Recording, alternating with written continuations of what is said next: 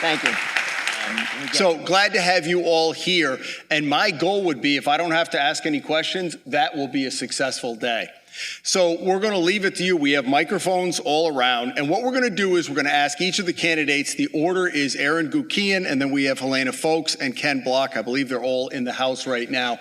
We've asked them to keep their opening remarks brief, 2-3 minutes, and then we can get right to the questions. Local media is here.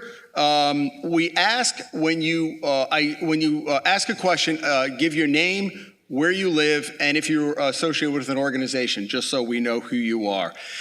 No questions from any campaign staffers. I'm going to be sniffing them out if they decide to do that, although I think they know better.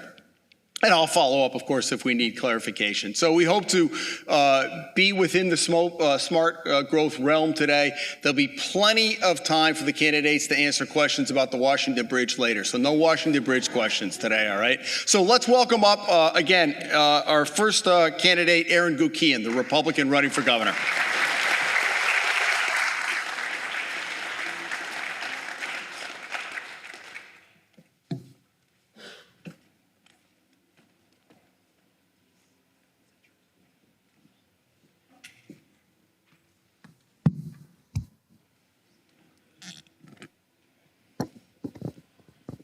Good afternoon.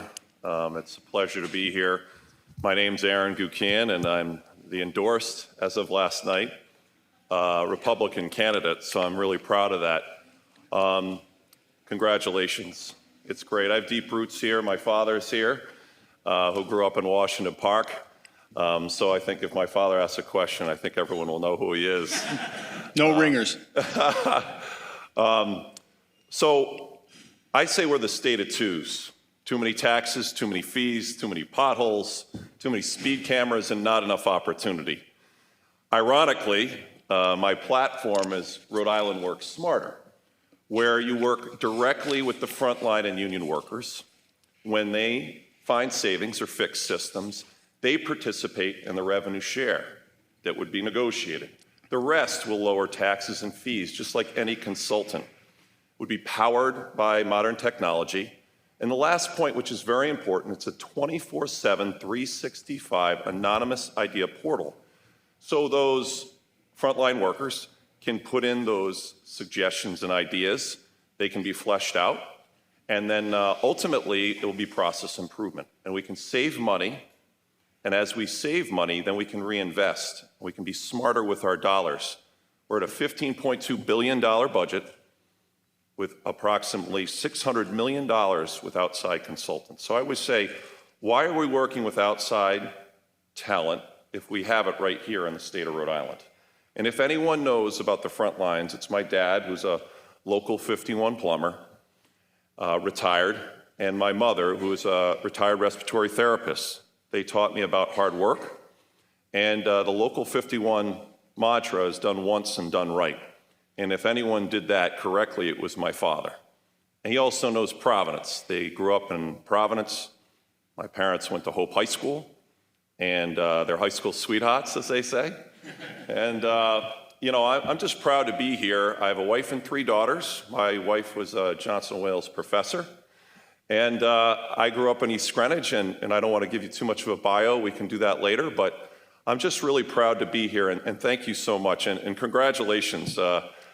I came in the office 2002 when we won with Governor Don Kachiri when I was a special assistant. So I've known you for many decades now, and we did a lot of good work together. So I'm interested in all your questions, and thank you so very much for having me for this forum. All right, let's get to the questions. Who's first? We got microphones. Come on. Don't be shy. All right. Again, name where you live and if you have an organization. Sir,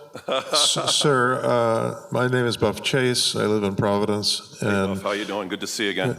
And been a while. Yeah, and obviously the thing that's been brought up a lot today, earlier with the keynote speaker and then just by Scott, is the efficacy and the success that the state historic tax credit has provided to the state, and yet we can't replenish that thing that has proven so successful. Do you have any comments on that?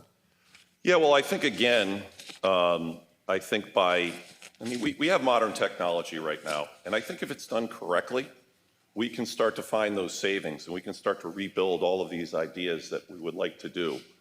And in addition, we're a blue state, and I remember, Senator Chafee and his dad, just a little bit. I knew Senator Lincoln Chafee. And I just remember that we always had sort of different parts of the aisle that could advocate on our behalf. Now we only have one party, and it makes it complicated, especially when the administration's in a different party.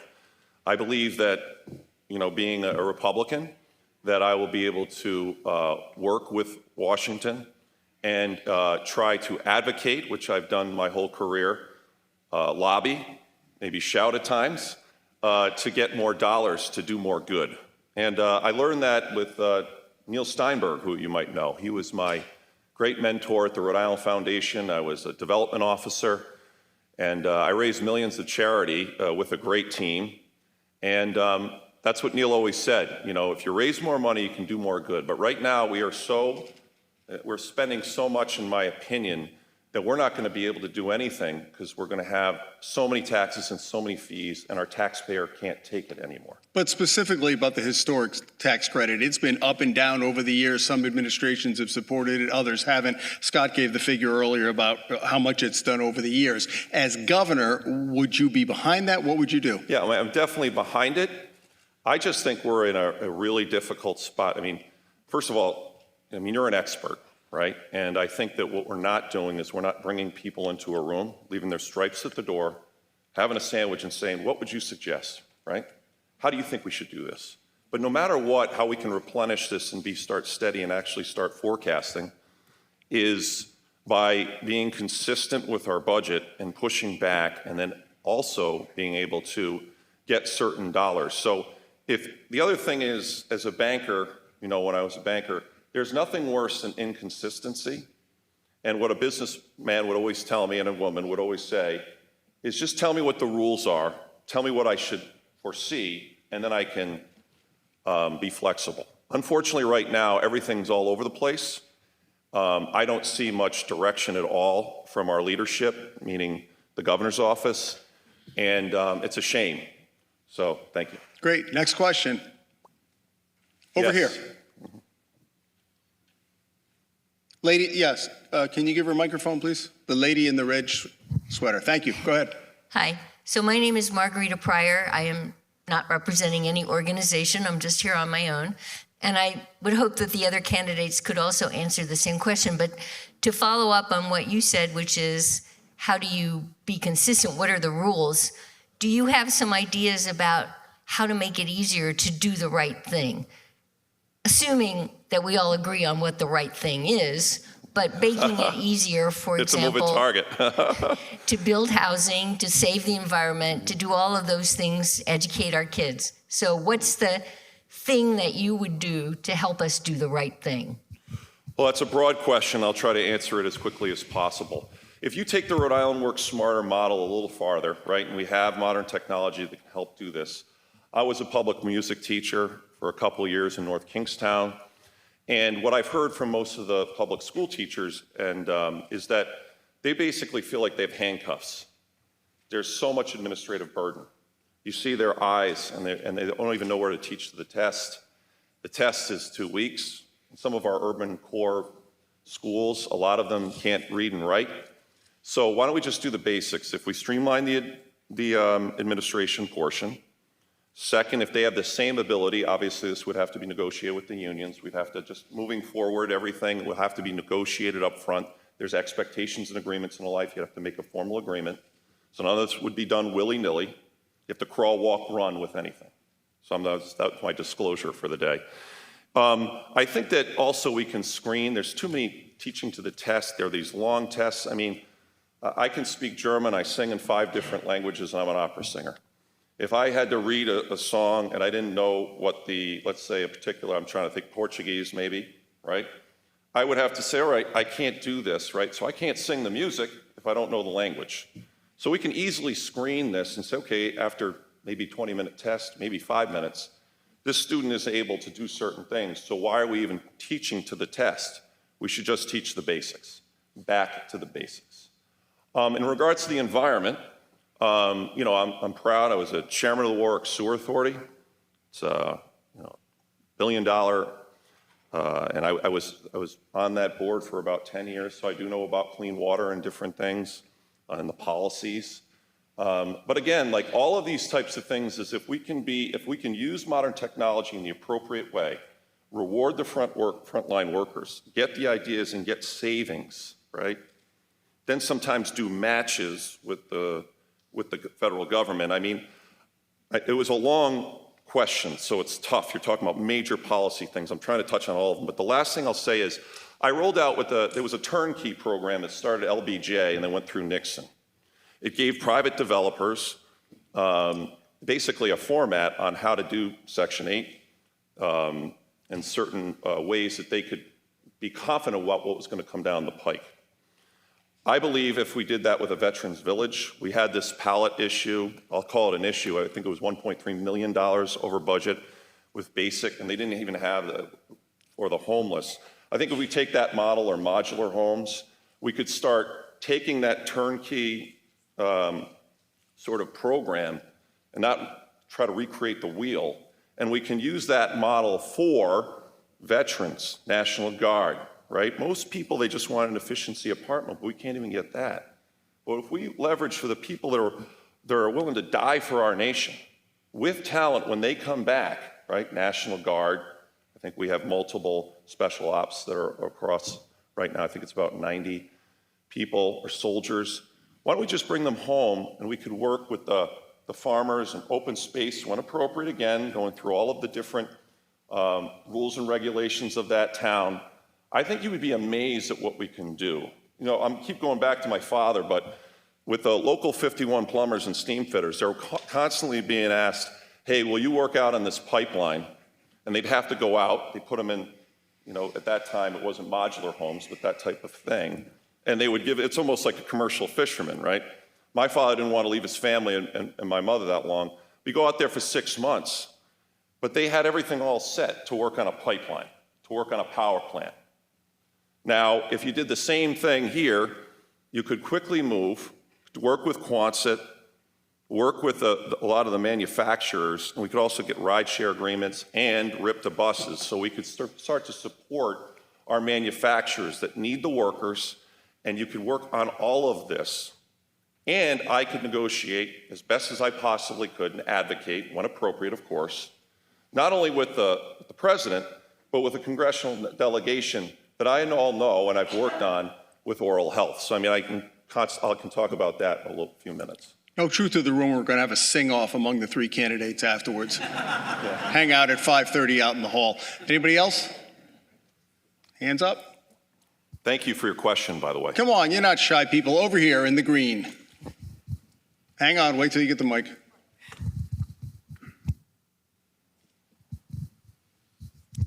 Thank you. My name is Emily Howe. I'm a Rhode Islander and the State Director for Clean Water Action, which is an environmental group. This question's for you and all the other candidates. 2 questions. 1, do you support the bottle bill that we have been fighting for about 40 years? And 2, how do you feel about the potential sludge plant in North Kingstown? Those are my 2 questions. Thank you. Bottle bill and sludge. All right, let me take the sludge one first. Because, as I said, I was the chairman of the Warwick Sewer Authority. I believe there was a sludge plant, and there has been in Woonsocket, and then they've stopped that, and then they tried to do something in North Kingstown. I'm from East Greenwich, right? So it's not even maybe a mile or 2 from my house. I know that there's a lot of modern technology. There's a lot of things that companies are doing in the future or now in the future that can make this work. And it could have been the greatest idea. What I've seen and what's always a mistake is sometimes people do things the top down, or they rush things, or they think they can buy themselves in, or they're gonna say, I'm gonna do something last minute and try to put this in fast. Well, I know this community and everything's gonna be ground up. And when you shock anyone in the state, but I would say, all politics are local. That's what the great Tip O'Neill used to say, Speaker Tip O'Neill. And I do hearken on the days when you had Speaker O'Neill and Ronald Reagan. I was a young man, but from what I've read is they were able to work together, right? And I think we can do a lot more of that. But in regards to what you're talking about is that it was too fast. No one knew it was going. It's a very, very controversial issue. There was no education. There was no door-to-door. There weren't small meetings. There weren't neighborhood meetings. Just like this. If you're going to do anything that's new or a big idea, this is where it has to start. And you have to answer the hard questions. And if you don't have the answers to all the hard questions, it's okay to concede the point and say, you know what, let me get back to you. I need a little bit more research with that particular policy person. As governor, you don't necessarily, and I saw this with Governor Kucheri, I was an eyewitness to power, as they say, for 2 terms, is that, a lot of times he would just make sure the train was on tracks and the right people were in the right spot. And then he would ask, what do you suggest? Not always, but a lot of times. And I don't come here and say I'm the almighty or I'm not a flawed human being or I'm a perfect person or I'm the perfect candidate. What I will say is I'll get up every day and I'll work as hard as I possibly can for this state. I love my family. I love this state. And people keep saying to me, and even my father, he goes, why are you doing this, Aaron? You're pausing your life. You're doing all these different things. And, it's expensive. It's not easy. The second part of that question was the bottle bill. I would have to kind of dig into that a little bit more before I respond. I know what it is, of course, but there's two arguments to it. And before I lean into that one too much, I'd like to pause on that one and say, if it's possible, I'd like to get back to you on that. Thank you. I'm sure you will. Right here, in the white. Hang on, you get the microphone. Thank you for your question, by the way. Was it Emily? Yeah, thank you. A very simple, straightforward question. Name, rank, and serial number, please. Oh, I'm sorry. Barry Freeman, Newport, Rhode Island. Thank you, General.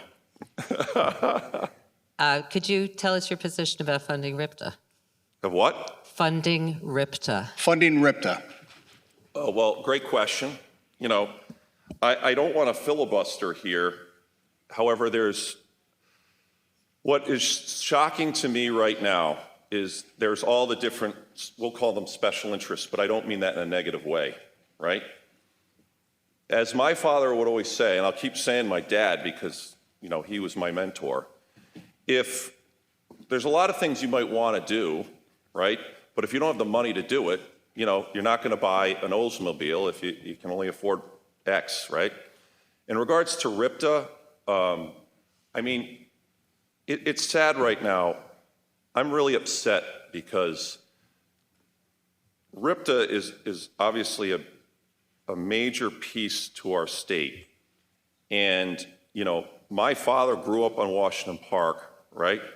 And he had to use different ways. It wasn't like, here's the Mercedes kid. It was just the opposite. A lot of times he was walking or riding his bike. So I'm very sensitive to this.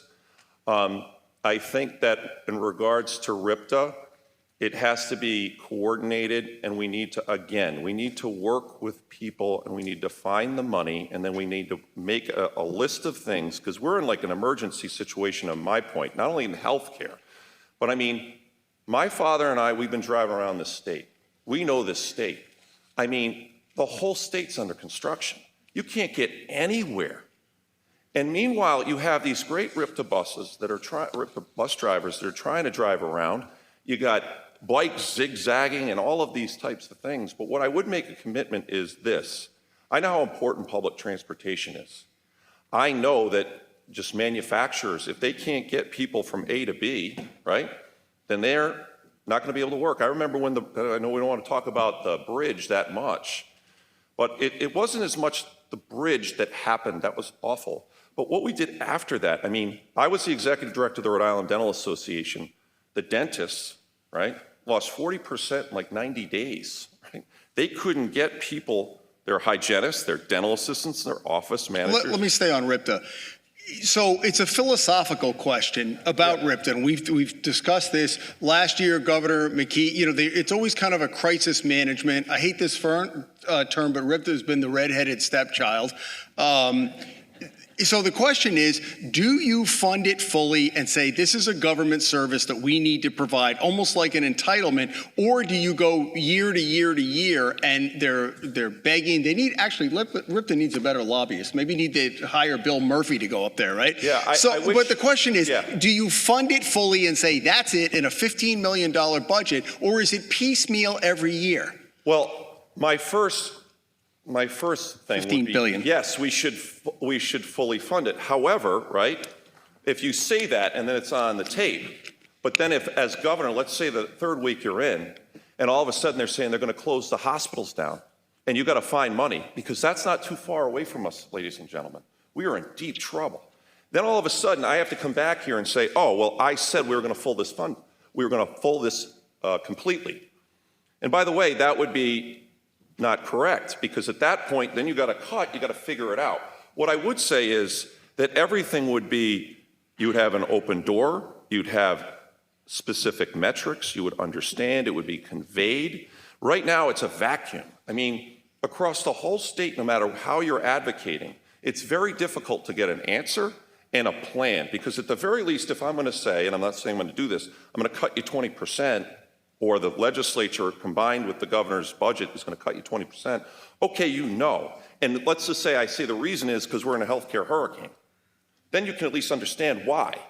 But the bottom line is, if people can't go to where they need to go, we got a problem. So it would be a top priority. Thank you.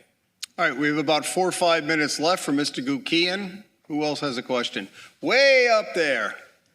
Young man, let's hop to. He can climb the stairs better than I can. Easy for me to say. Yes, sir. Hey, my name is Justin Savage. I'm a resident of Providence. How you doing, Justin? Thank you. I'm doing all right, thanks. Can you speak clearly, please? Right in the mic. Is that better? Yeah, okay. It's much Great. better. Yeah, you got to bring it closer. I got to learn this. You got to teach me. That'll be. So my question is, you came up here and you said we're spending too much money, right? Is there anything under the smart growth umbrella that you think pays off enough to say, if we had to raise taxes and do that, we would definitely do it? Well, let me say this, right?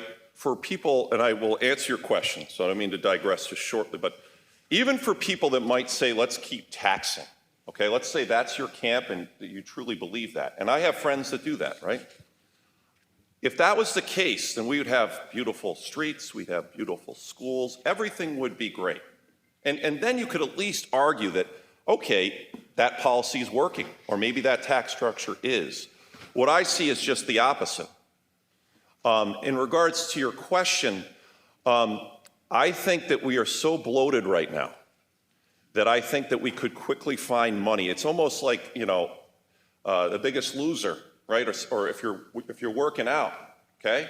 Like, you make your biggest jumps early on.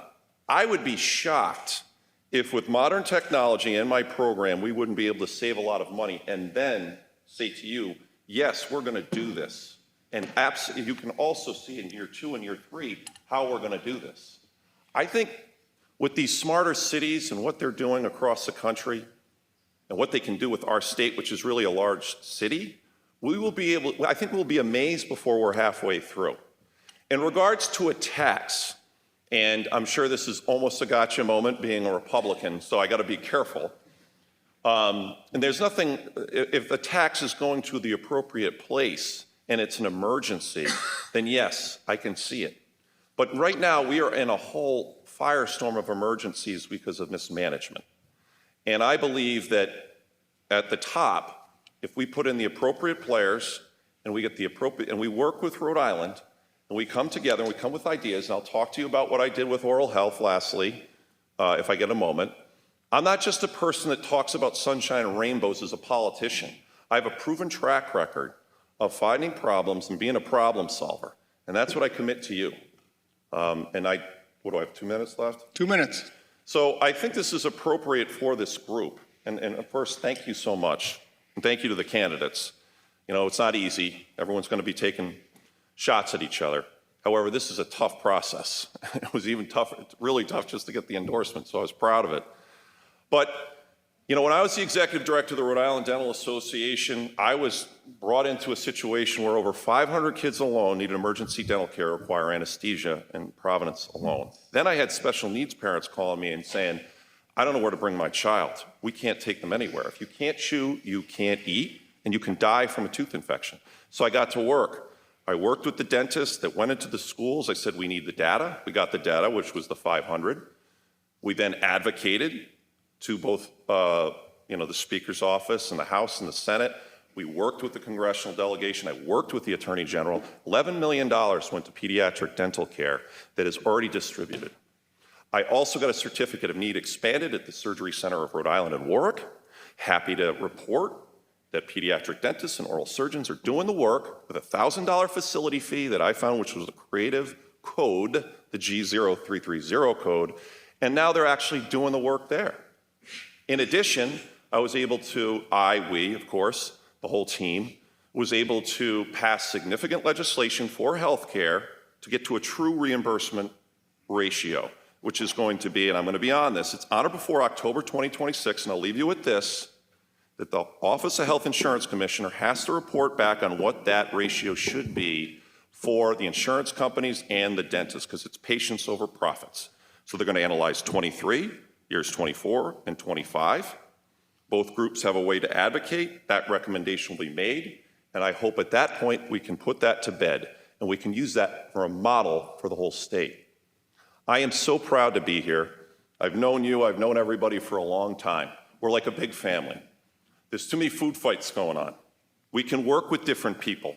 Last point, you know, Peter's a friend of mine. Let's just say politically we disagree on 95%. Well, it doesn't mean we have to breed hate and say, you're fat, you're ugly, you're this, you're that, the other thing. What we can say is, what's the 5% we agree on? And why don't we start there? And maybe after we learn about friends and family, maybe we can get to 7 and 10%. And I was able to do that with certain state senators. You would probably say, how the heck did you get that to work? Well, I worked with Providence and I said, do you think this is a problem? Do you want to help me get the solution? And we did it.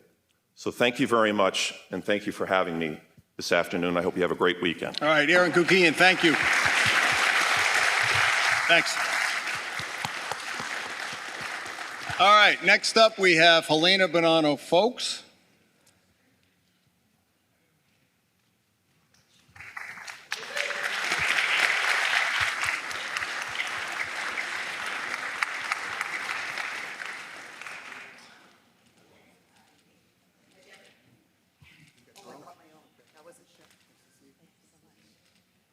Hi.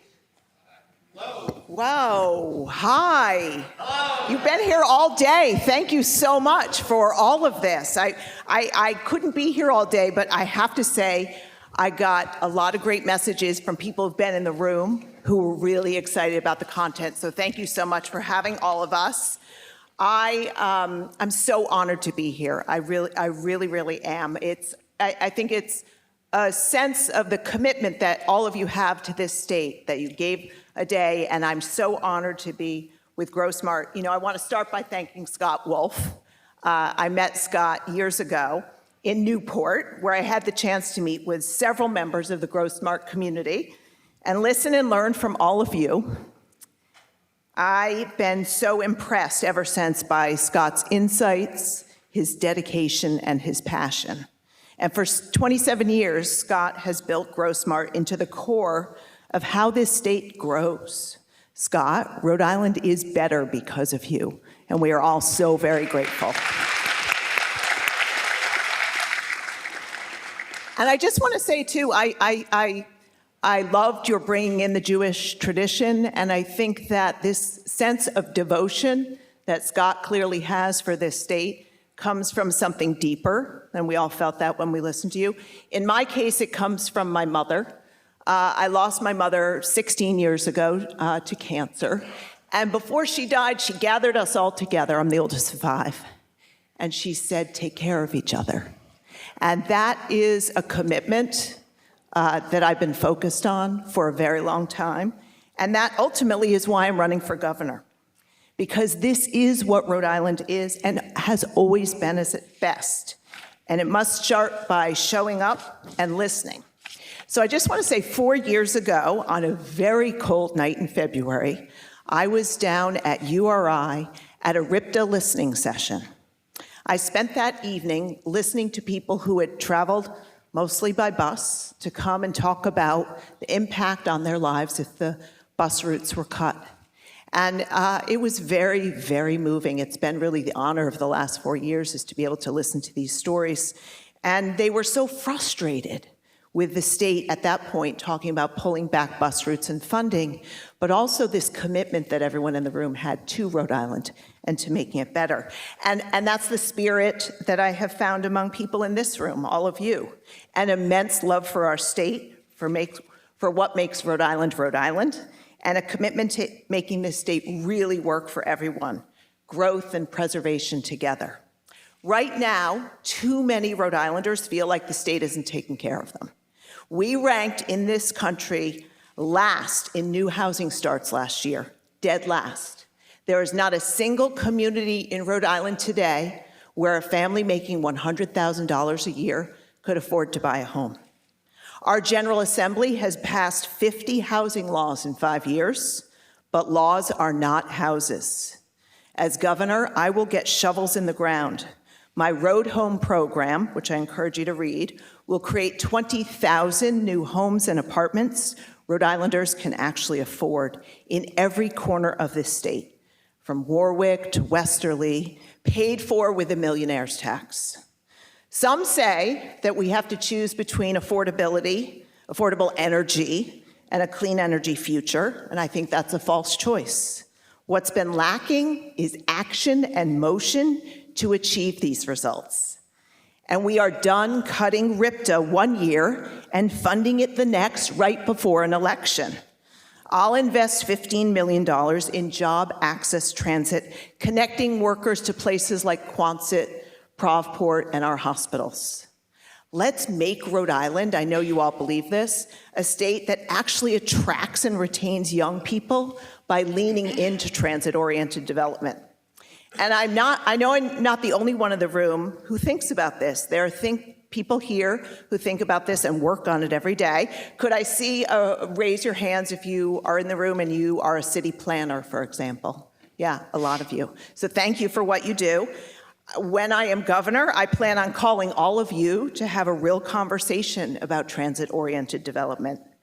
This is about whether a young person can afford to live here and get to work without a car. In fact, I remember, Scott, one of the adventures that I got to go on with you was riding in the bus from Kennedy Plaza out to the train station in Central Falls. It's the ultimate example of what transit-oriented development is, right? We're on a bus along all of these old mills that can be converted with a historic tax credit into housing, landing at a train station. Really a beautiful thing. In a very small state, it's such an opportunity. And as I mentioned, we're also done making the historic tax credit a political football. We need stable, consistent investment so people know the rules won't change from one budget year to the next.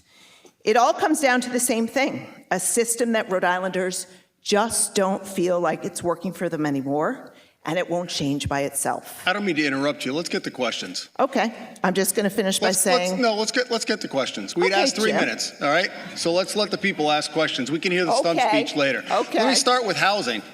Yeah. We've poured $250 million plus 2 subsequent bond issues. The RIPAC report recently said we're really not getting a lot of bang for the buck. Do you think we can achieve the state's housing goals without removing local control? I do. I have, as I said, I'd love you to read my plan, but I'm also critical of what we've done. And to be clear, I voted for the housing bond a couple years ago because it's such a crisis and I know we all need it. But if you think about the $120 million housing bond, about $70 million of that is going to pay interest to Wall Street, and we will end up producing 600 units at an average price of $500,000 a pop. So what we have been doing isn't working. We need housing that works for middle-income people, electricians, teachers, And I know we can do it. I have a lot of confidence that by using money to create a revolving fund, we can lean into this. And also we have to take care of people in the meantime. You know, I'm very concerned about the fact that the housing market has made it such that people are really being kicked out of their apartments. I think we could do more to make sure that we're using the money that we collect from the millionaire's tax, and I want to put 5% of it aside for rental relief. I've been on the Crossroads board for the last 4 years. The most effective tool they have used is rent relief. So, and making sure that people aren't evicted from their homes or their apartments. So I do think there's a lot more we could do. We have to think very differently about it. Questions? Oh, come on. Well, let me follow up while you think about your question. There has been resistance. The reason I asked about local control, there are a lot of communities that say we don't think one size fits all. Does the state need to put the hammer down a little more, or would you take a different approach? Right. Because clearly we're not getting the units that we need. Now, there are a variety of reasons for that, but some of it is, and some of the communities down in where you live in South County have been resistant to the state coming in and saying, do it this way. Yeah, I live in Providence now, but I hear your point, and I think that it's very fair. You know, people move to different communities for different reasons, and I understand the desire, but I actually have always felt in my life that where I try to create change is with the people who want to embrace it first. So think about Providence. Think about all the empty parking lots, the empty buildings, the historic buildings we have. I do often ask, where is housing happening right now? Central Falls. I'm very close to the mayor of Central Falls. There's a lot happening in Central Falls. Why? I always say because she has a head and a heart. And she is working with developers, she's busting down bureaucracy, and she's making things happen. So instead of spending all my energy after smaller communities are resisting it, I want to work first with the mayors who are really excited to make it happen. And in addition, I think we have some opportunity to get ahead of where the world is going. An example of that would be modular housing. You know, today you can go on the internet and buy a home for $200,000. Why not think about making Rhode Island the hub for Southern New England from modular housing perspective? Find land where we could put these, and also make sure that I'd like to bring in a manufacturer of modular housing so that as Connecticut, Rhode Island, Massachusetts all think about modular housing in the future, they are using Rhode Island workers to build those housing units too. Great. We have a question over here. Hello, Peter. Hi. I can't see all of you well, but Can you stand up when you make? Yeah, sure. Thank you. And what's your name? Peter Friedrichs. I live in Providence. I'm a planner. Thanks for the shout out. My big critique of roadworks was, and the RIDOT practices in general, is there's not a lot of planning. They come up with an immediate need for maintenance and don't think about how their work is going to impact the community or whether the job is really worthwhile at all. We have a lot of bridges in the state that frankly we don't need, and we keep rebuilding bridges that aren't really integral to our transportation network. So my question is hopefully a very simple question.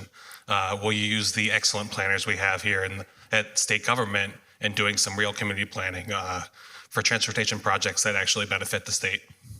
And the last part of the question was I didn't catch the last part of the question either. Can you? Will you use our excellent state planners for transportation excellent projects that actually benefit the Little state? plug for the Definitely planners. to excellent state planners, but I do want to elaborate on this. You know, the state of, and this is why people in Rhode Island feel really cynical. 5 years ago, the state was spending $449 million a year on bridges and roads. Last year, we spent $1 billion on bridges and roads, and we have the worst bridges and roads in the country. Okay? And from the moment I got into the race last September, I called for Peter Alviti to be fired. I said I would clean up RIDOT. I don't see why, for example, how ironic that RIDOT became the board under which RIPTA had to exist, when in fact RIPTA, by any external means, is a very high-functioning organization. So I will do a real national search for someone to come in and run RIDOT who has no connections to Rhode Island, because this is a place where you shouldn't have to know a guy. And I think there is a lot going on within that department that needs to be cleaned up. And absolutely, I will call on Rhode Islanders to help do this work. I met someone recently, and this isn't Bridges and Roads connected, but for example, who was explaining to me when Massachusetts bids out contracts, if a company is a mass-based company and comes within 2% of the winning price, they hire the mass-based company. Rhode Island doesn't do that today. We should be hiring Rhode Islanders for Rhode Island-based projects and so much more. The other thing I will say, because the question came up before about RIPTA funding, you could hear in my remarks, I'm very supportive of RIPTA. But we honestly, in the middle of all this craziness on the bridge, I will say it, Jim, we were able, while we couldn't find $10 million to keep RIPTA funding going, we found $4.5 million to have 2 permanent tow trucks on the Washington Bridge. And I think all of that says a lot about our priorities in the state. So let me just follow up on the truck tolls. We've spent a lot of money on the truck tolls. There's a lot to get it with infrastructure. It looks like it's going to take a long time to just break even. Do you support going forward with the truck tolls? Because there's now, because the lawsuit says you can't do a cap for local businesses, they're going to, somebody's got to pay the piper. I'm not going to rewind 10 years ago and say whether you would have proposed it. But if you were governor right now, would you pull the plug or would you say, let's go forward with I think we've got to look. We've got to understand how much more we need to invest. We have to be able to pay for all these bridges and roads. But listen, we're spending $1 billion last year. And I am also concerned about making sure that Rhode Island businesses can afford to stay here. But is the juice worth the squeeze on the tolls? We'll have to see. I don't know yet. Okay, down here. Ma'am, we have microphone? Hi. Hi, hang on just a second. Oh, I'm sorry, up here. I didn't see you. Go ahead, and we'll get to you next. Go ahead. I see. Yeah. Hi, my name is Isaac. I live in Providence, and I work with the Rhode Island Food Policy Council. In this last year's budget, we had to invest $3 million in the food bank because it was necessary with all the cuts from the federal level to our food assistance programs. Right. And so I'm wondering how you think about how we can ensure we have more access to local food, ensuring that we get our SNAP error rates so we don't lose even more federal money, and just otherwise, shore up our access to food in the state. Yeah, thank you for highlighting that. This is a crazy world we're living in when the haves are doing so well and yet so many people in this state are hungry. I remember last November spending time in many food pantries and in the community when the SNAP benefits were cut. And when you see people who, I remember one of those events, there were people who waited in line. We opened up at 9 a.m. to give out food, and people had been waiting in line since 8 p.m. the night before with their kids in the car. So I think that says a lot about the state of Rhode Island. And absolutely, we need to be doing more to support food security. I would love to have every child in this state have free lunches. This happens in other places. It takes away all the stigma, and it makes sure that our kids are just well-nourished with good, healthy food. So yes, on all of that. And then we also have to get our act together as a state. To your point, from a SNAP perspective, we are about to pay millions of fines because our error rate is so high. And on top of it, I will just say, the next governor is going to face a really important moment when these Medicaid cuts happen on January 1st from the big ugly bill. So as you know, Trump is trying, and he's really sneaky, right, to have this happen after the midterms. People will be cut off of their benefits through bureaucracy and sneaky things that will happen. And in a small state of 1 million people, we should be great at making sure no one falls through the cracks. I do know how to do this. I want to work with faith-based leaders, the community, make sure everyone in this state is creating a real safety net for people on Medicaid, because their lives will suffer tremendously, and so will everyone in the state, because those folks who lose access to Medicaid will show up in our emergency rooms. They will need care, and it will be devastating for the state. So we need a strong governor who knows how to attack a plan like that and make sure we're taking care of everyone. Down here, ma'am.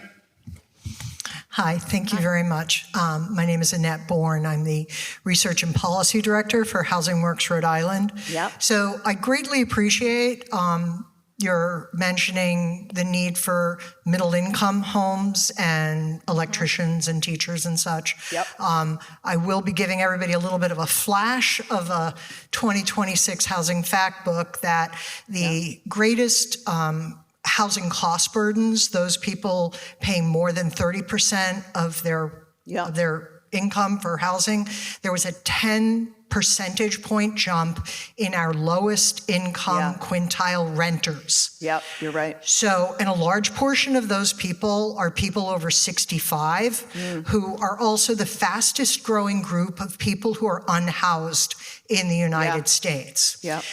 Over 20 years ago, our low and moderate income housing law permitted comprehensive permits for ownership housing only up to 80% of median income. Right. In 2004, the law was changed and it goes to 120% median income because people felt it was going to be easier to ask for homes for people of middle income. Is there a question there? Yes. So would you advocate for, because comprehensive permits now come in at 120% for ownership homes. Right. And so we do not meet the need of people below 60, 50%. Would you be willing to reopen that law to think about lowering the price point back down to even 100% or 80%, which is where Massachusetts has kept it? Thank you. I see. Well, I'm glad you have to answer that question and not me. Go ahead. No. First of all, I appreciate all that you're doing, and I see many members of the housing community here in the state. I mentioned my service on the Crossroads Board. Yesterday, for example, we were meeting and talking about, I'm going to mention it again, what the Trump administration is doing to the housing sector. If you look at HUD and what is going on, all the best data and information around transitional housing is being thrown out the window with the Trump administration. And Rhode Island has been a leader in creating low-income housing. And the best way we keep people out of a state of homelessness is have apartments that they can be in. So I'm open to that. I think we should have a conversation about what that looks like, but we absolutely have to have housing units where people can afford to be. And we've made really good progress in the last 5 years, but there's a lot more to do. We've got about 5 or 6 minutes left. Who else has a question? Yes, sir, right here. Can we get a microphone? Hang on, sir. I like your hat. We didn't get one. Come on. Yeah, is that the Bruins? What is that? It's the football club. Oh, it's a soccer team. Yeah. That might be the front page of the Journal tomorrow if you can get her to wear that hat. Hi, Mike Abbott, Exeter, retired. Okay. My wife is getting ready to have eye surgery. And the surgery is going to be, her doctor is here. What kind of surgery was it? Sorry. Glaucoma. Eye surgery. Okay. And her doctor is here. But Yeah. the operation is going to take place in Swansea because it's over the border. Yeah. And the reimbursement rate there is like 30% higher than we have. And I just feel that's so crazy that we have to. My doctor here is shipping us across the town line so that they can get a better reimbursement rate. Yeah. So I think part of our healthcare issue has to be raising reimbursement rates somewhere in par with our neighboring Connecticut and Massachusetts. Yeah, thank you for that question. We are on the precipice of a healthcare crisis in this state. And don't be fooled by the current governor saying, he put aside $18 million for 2 hospitals. It was great that those 2 hospitals stayed open because they're so important for the state, but we have much bigger issues than that. And a lot of people often ask me, why is it that our healthcare is so much worse than our neighboring states? And I'm going to give you just a little primer on this. The first I would say is our Medicare reimbursement rates, which are set nationally, are 30% below Connecticut and Massachusetts. Okay, that's very hard to change, but there are some really interesting ideas on how we can do that. Senator Whitehouse is working on them. I plan to work with him on all the things we could do to raise Medicare. We also have the lowest Medicaid rates of reimbursement. So the Medicaid rates, for example, if someone walks into a doctor's office and has Medicare, the doctor would make $100 in Rhode Island. That same visit for Medicaid would be $37. Okay, and we had an opportunity in this last session to invest $70 million. Remember, we had a surplus of 223, $70 million for a $126 million match from the federal government. We didn't go all that way. I met with a group of dentists a couple weeks ago, and one of them told me that he shut down his office in East Providence and moved to right across the border. I think it was Rehoboth, and he had a 5 to 10% drop in volume, but he made 30% more money just getting those patients to drive there. So what's happening is we have so many healthcare workers in this state who are leaving every day to travel to Mass and Connecticut where they can make 20 or 30% more, and all of us are suffering as a result. We need a really comprehensive healthcare strategy. And then we need to have someone who knows how to keep driving. I mentioned in my speech, motion, action. That's what's been missing on so many issues in this state, and healthcare is a big part of that. All right, we got time for one more question. Up here, sir. Hang on a sec.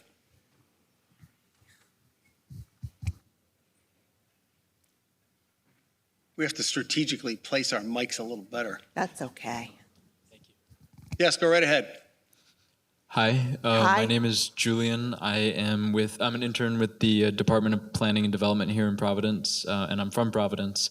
Actually, a very related question. My mom is a nurse who works in Massachusetts for not only better pay, but better benefits, better worker protection, and stuff like that. Right. And I'd like to know how, a more comprehensive healthcare plan that benefits Rhode Islanders will also center workers and healthcare workers, and specifically their benefits and things like PFML, FMLA for workers all over Rhode Island. Right. Yeah, thank you for that question. So my mother-in-law was a nurse, and oh my God, I love my mother-in-law. She's no longer with us, but so I have a special place in my heart for nurses, and I've met with groups of nurses, and I think the benefits, the hard work that nurses in particular have put in since COVID is quite staggering.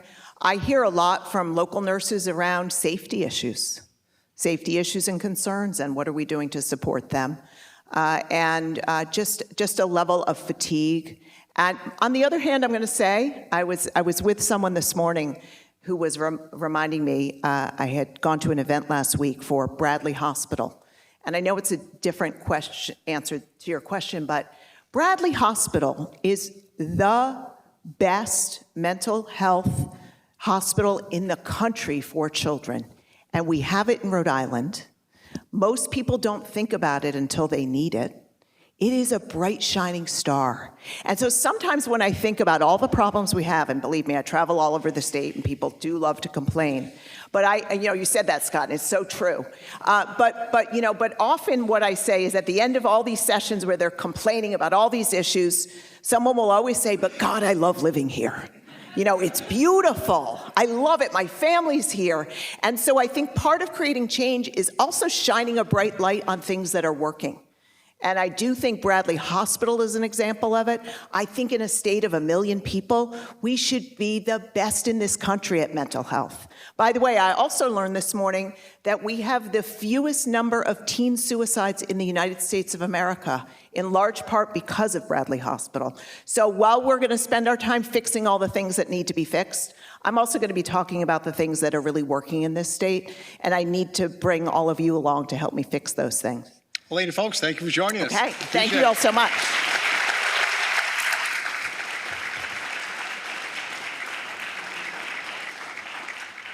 All right, batting cleanup. Last but not least, Ken Block.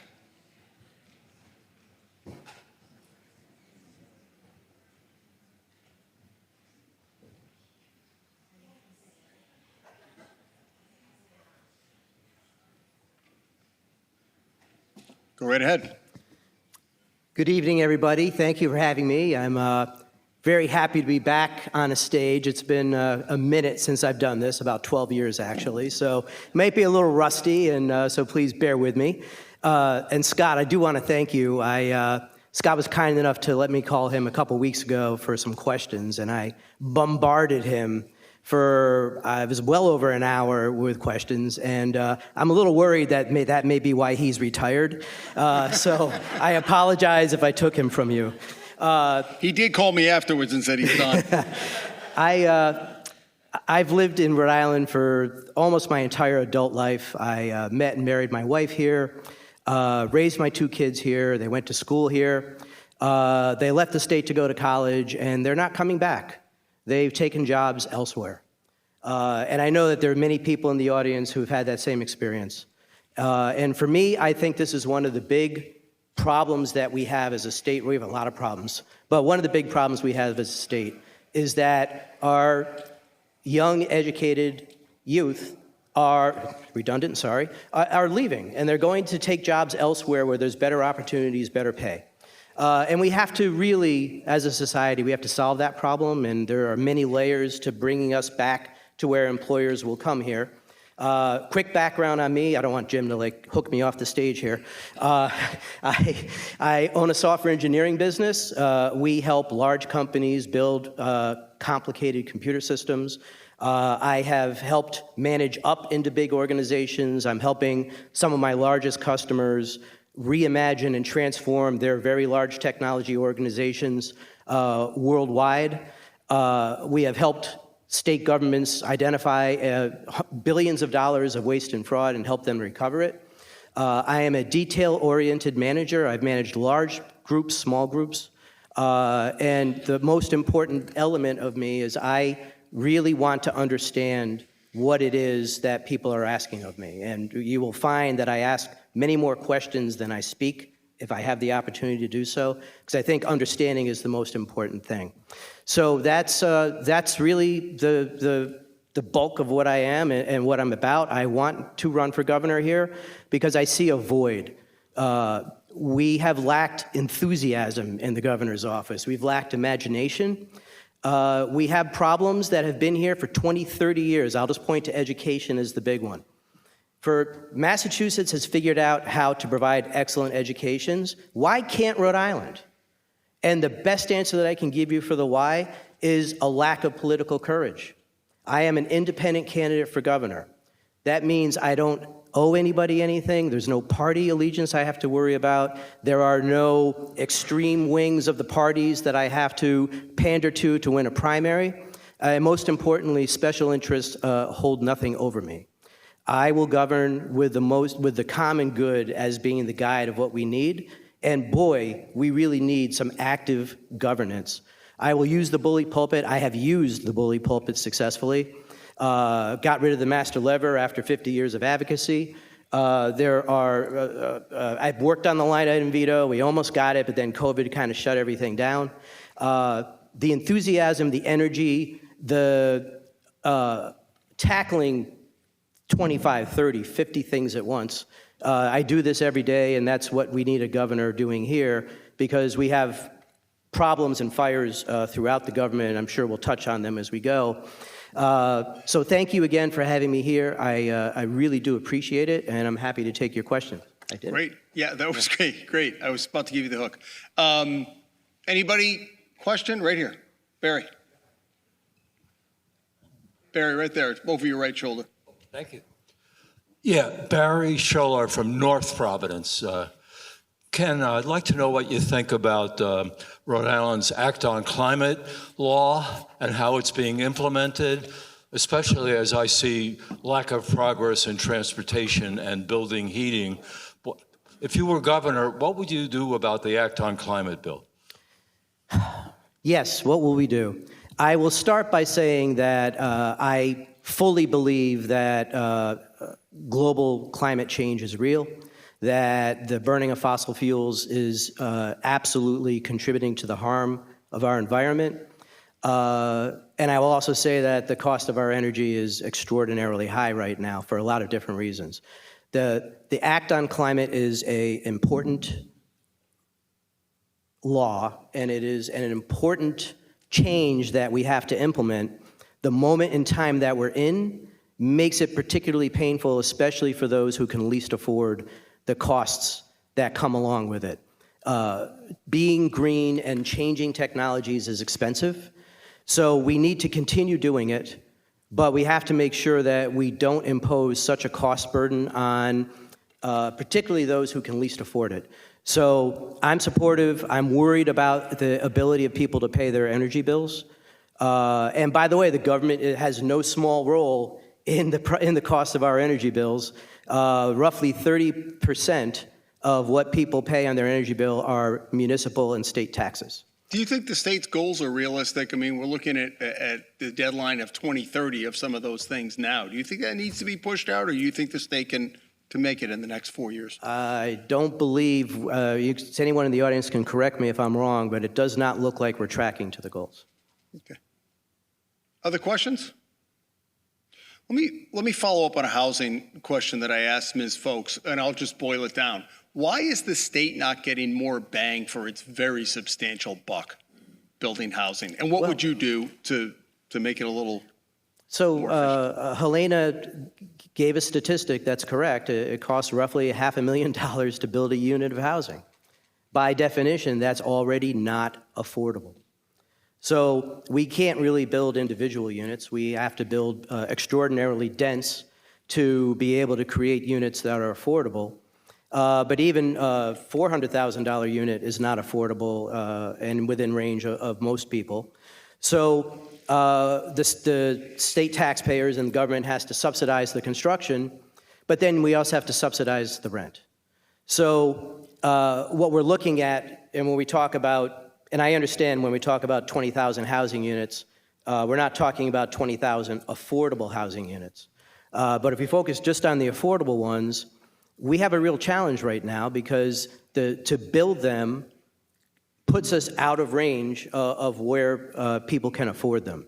And I think the only answer to this, and again, I'm happy to take direction if somebody believes I'm wrong, we have to build extraordinarily dense and finding a place with the acreage, with the infrastructure, and by infrastructure I mean many different things, schools, utilities, places, easy access to public transportation, food, pharmacy.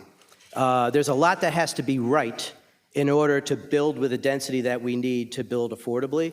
Plus, we also don't want to be building places that are not pleasant places to be. So there's many, many challenges to get us to where we need to get to for affordable housing.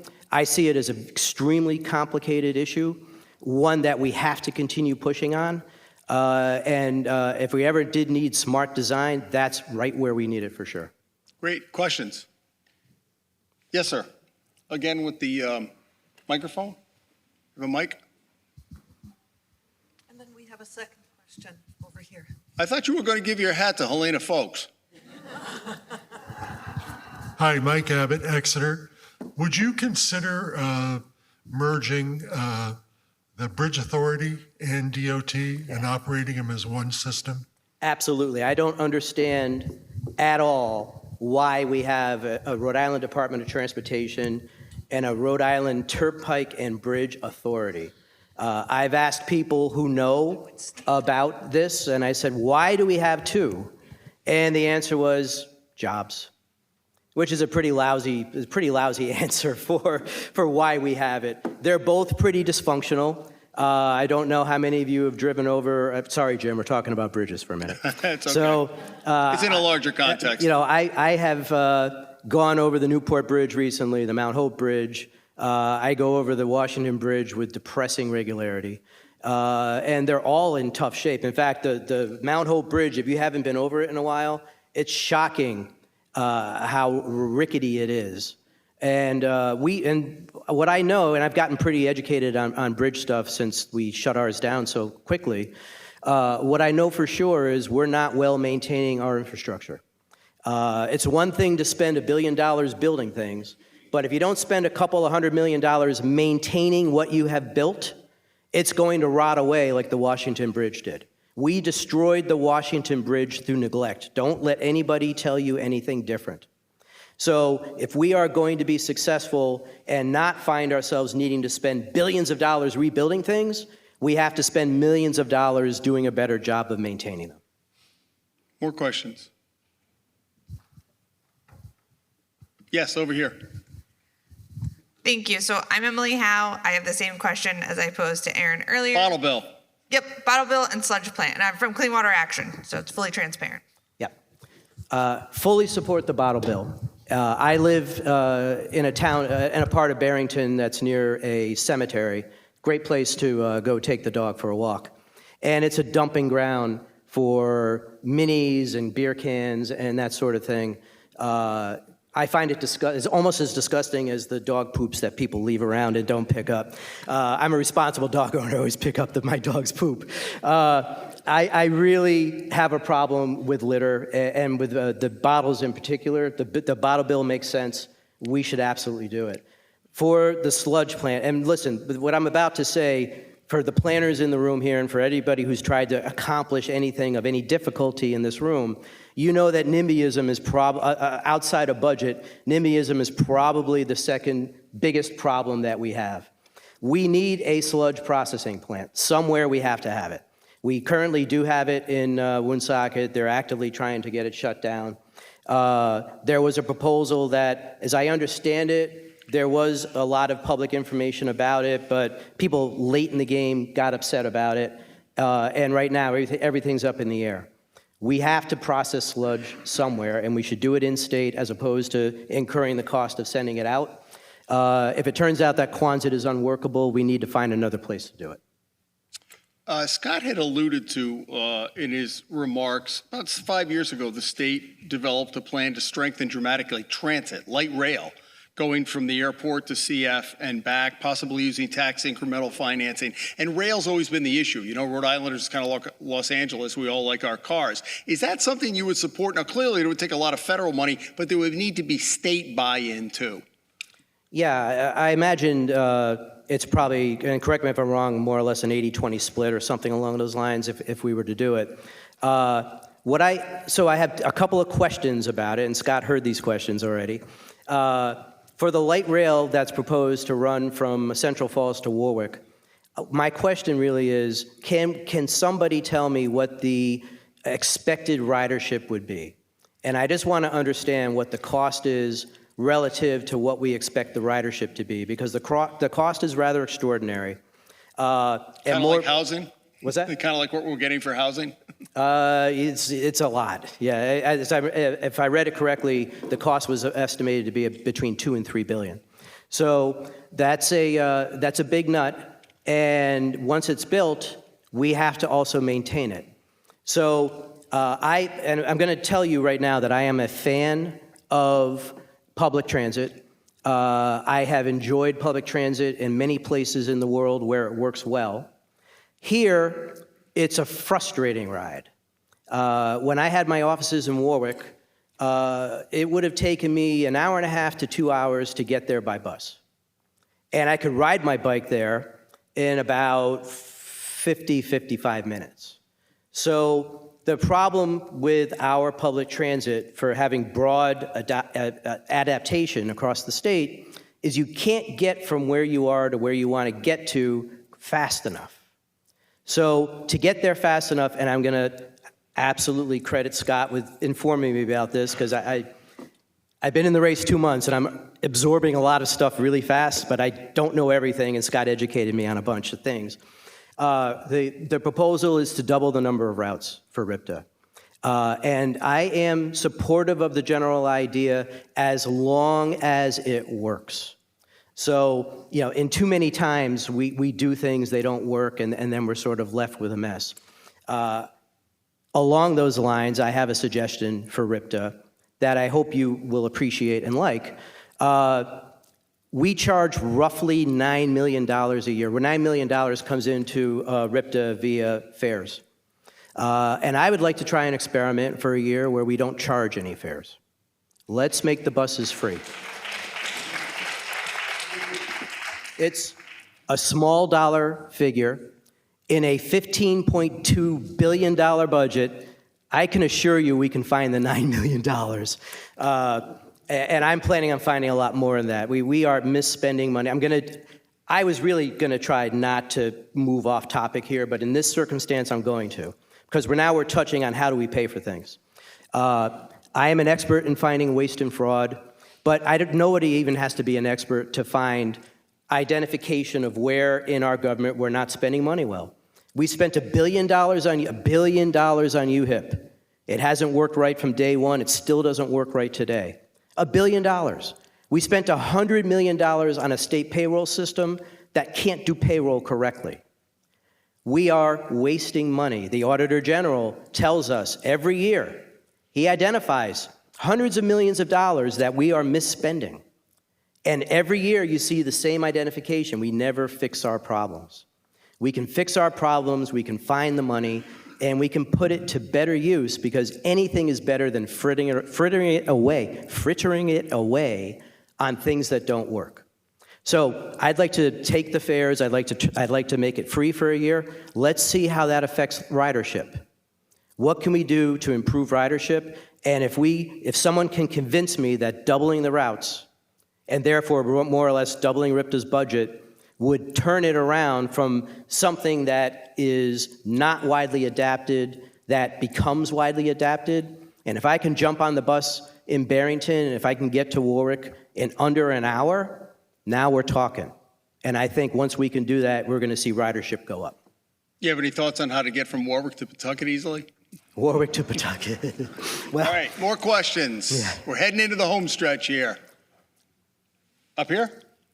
Yeah, or were you just stretching? Do we have some? All right. It's hard to tell at this hour. I'm sorry. It's a little bright up here.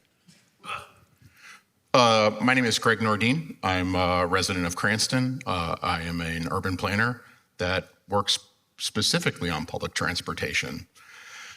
I am curious about how, if you're skeptical about light rail, which the major advantage of it is that it makes travel times faster, how does making RIPTA free solve the problem you described?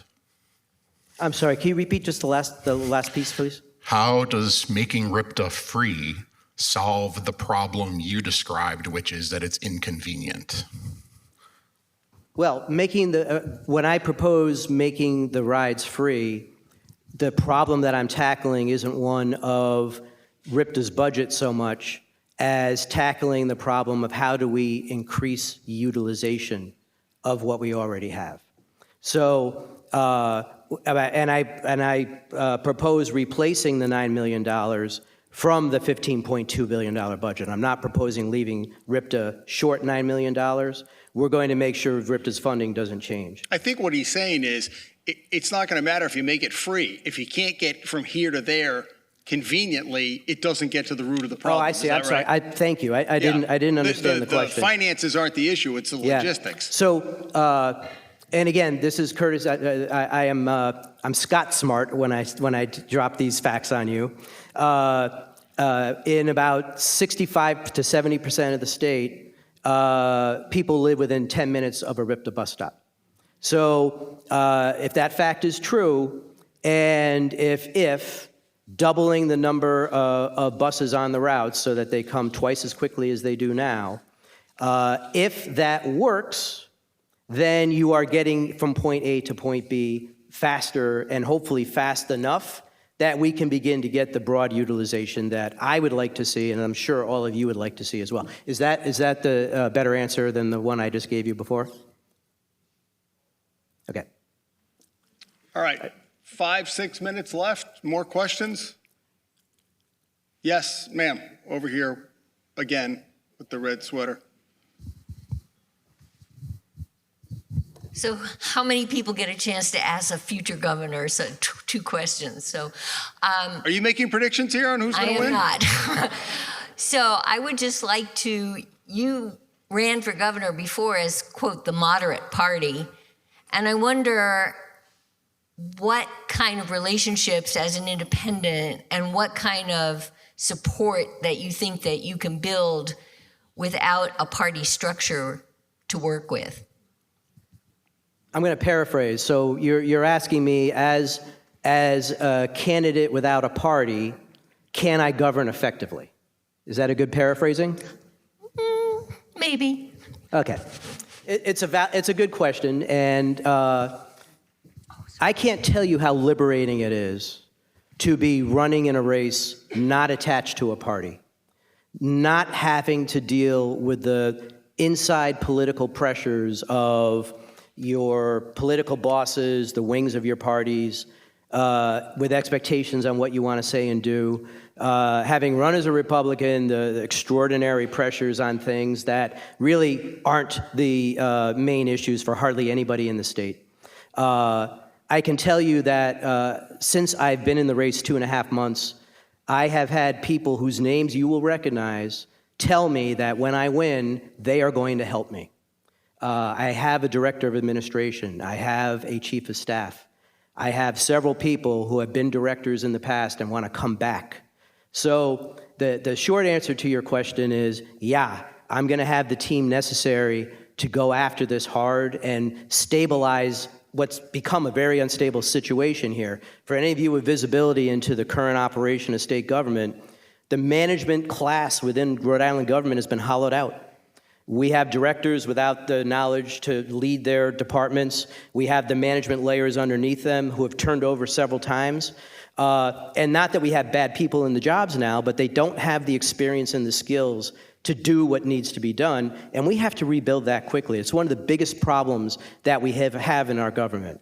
The fact that the DOT did not see the Washington Bridge coming, actually they did see the Washington Bridge coming. They were warned and they didn't do anything about it.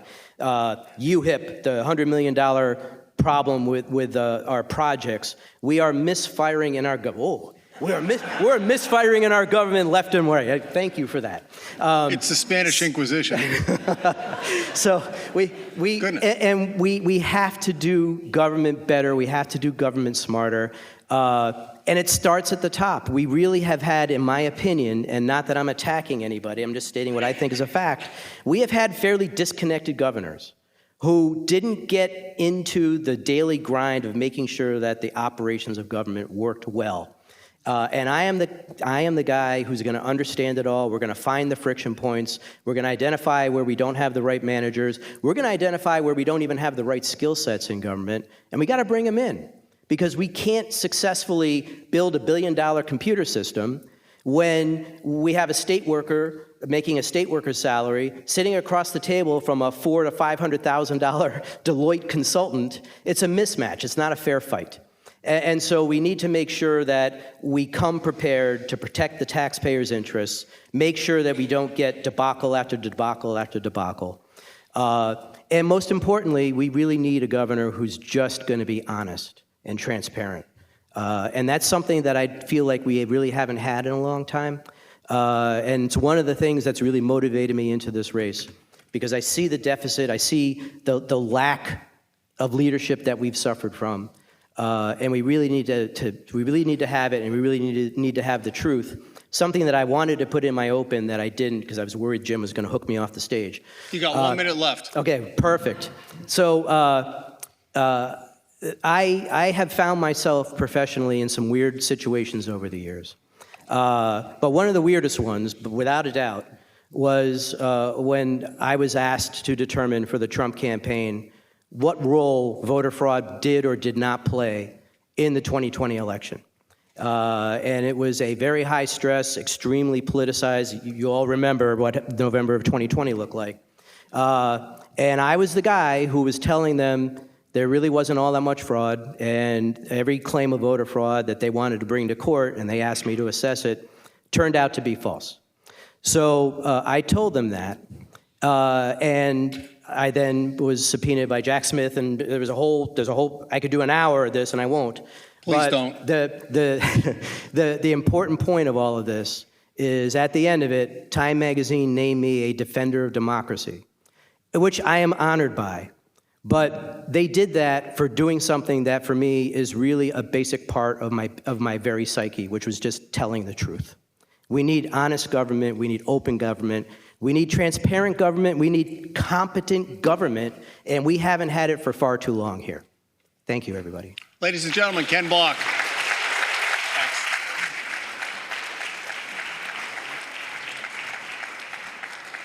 All right, thank you, and thank you for the good questions. Scott, did you want to say anything more? Just a minute, Jim. Yeah, just a minute or two. Yeah, thank you so much. Let's have a big round of applause for Jim Hummel and the candidates.